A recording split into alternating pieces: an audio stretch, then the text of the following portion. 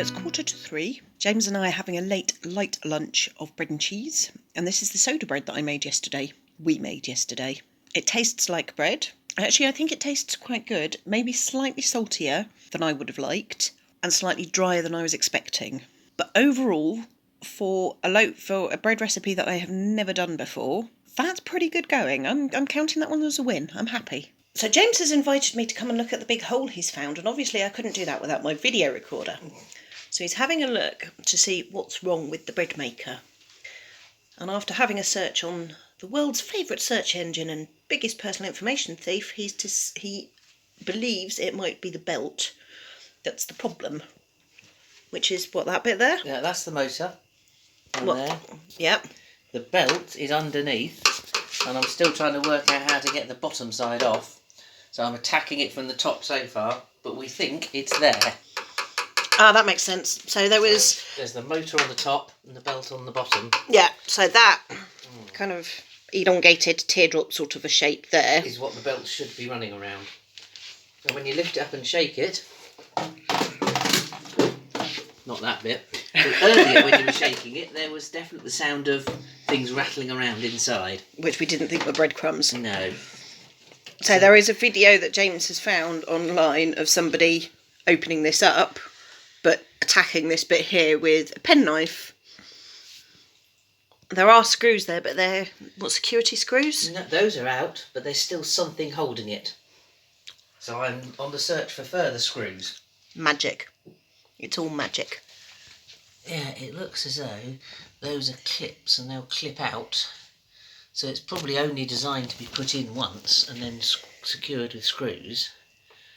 And yes, it looks as though we can get to, if you look at the little metal shelf it's on, it looks as though the motor's on the top of the metal shelf, but you can get underneath it. Okay. So, right, okay. Have a poke around again. Yeah. So these are some of the things we found rattling around inside the bread machine. Not sure what they are, but the fact they're in bits is not a good thing.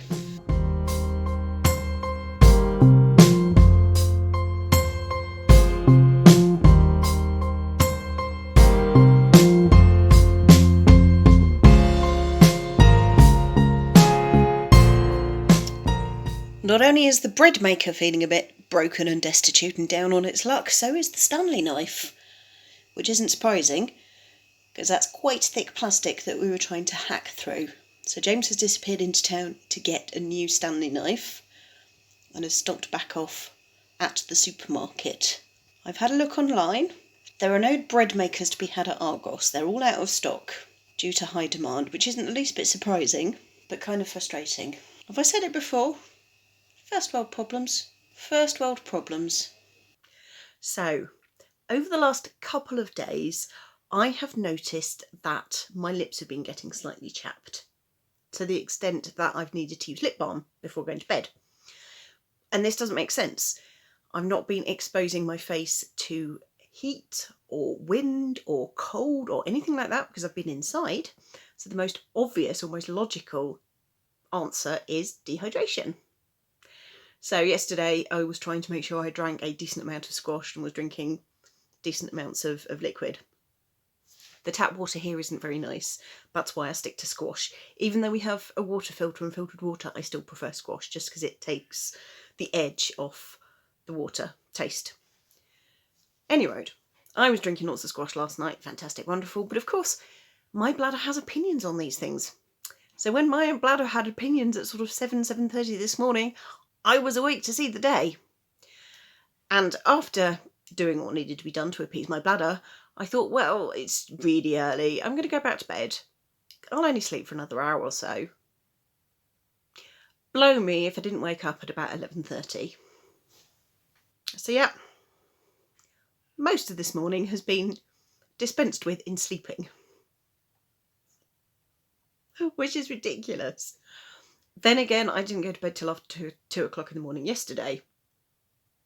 After making the soda bread, then doing the clapping for the NHS, then trying to work out what was wrong with the bread maker and whether we could fix it easily.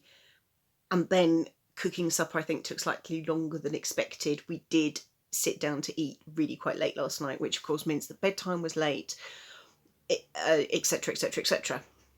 So it all makes sense. It's all logical as to why we went to bed late, but of course that then has an impact on the next day.